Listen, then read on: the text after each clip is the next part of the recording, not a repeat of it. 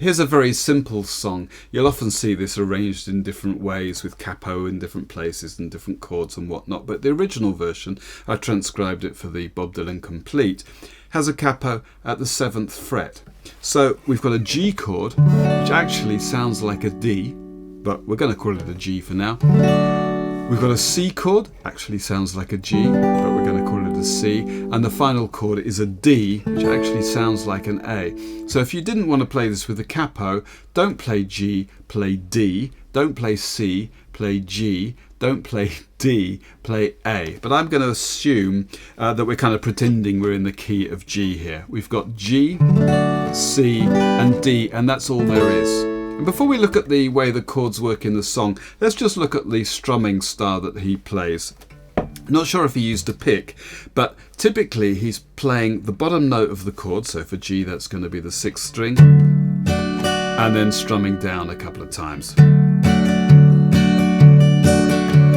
How many roads must a man walk down? This kind of thing. I think I'd prefer to use my thumb to pick the bottom note of the chord. That's just going to make it a bit more distinct.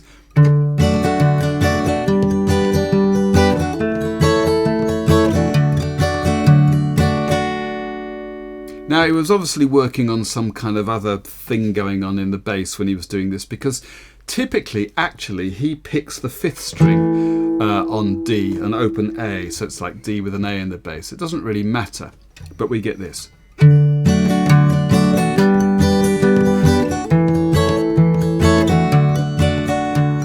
That's the first 2 bars, and while we're at it, I'm just going to add a couple of things that you might come across in the original. Listen to it, and he does various different things at different times. But if we just stick to these first 2 bars, that's half a bar of G, half a bar of C, half a bar of D, and half a bar of G, we get a couple of things like this. We get our G. How many roads? Now, because we're headed to D with an A in the bass, what he does in the C is he plays C, then the second time he puts a B in the bass, that's 2nd fret of the 5th string, to get down to his D. How many roads must a man? And then later on in the song, he doesn't actually do it here, but this is typical, he'll throw the thumb over the bottom string at the 2nd fret for an F sharp on the D before we get back to G. So we'll get this kind of thing. How many roads must a man walk down? If you listen to the original carefully, it's all a little bit chaotic, but he's obviously trying a few different things out. I mean, he's learning to play the guitar at this point, and it's a joy to hear how he works on that. Okay, so in terms of the sequence, we've had the first 2 bars. G to C to D to G, and then again G to C, before you can call him back to G, man. The second line is almost exactly the same, except we end up on a D.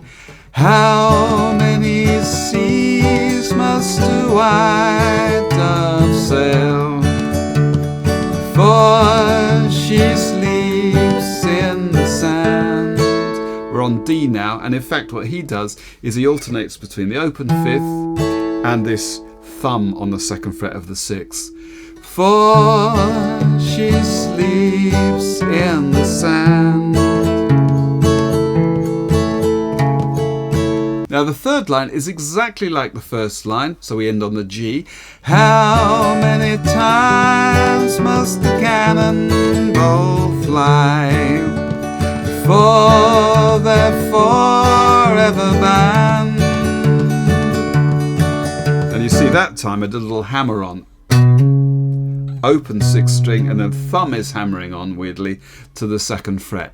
How many times must the cannonball, and that's just what he does there, fly before they're forever bound? Now the 4th line is a little different. C to D, G to C. The answer, my friend, is blowing in the wind. And again, C, D, G. The answer is blowing in the wind. And we have our little rundowns on C to D.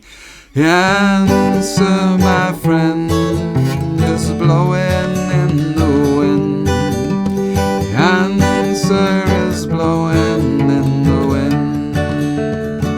From the top. How many roads must a man walk down before you can call him a man?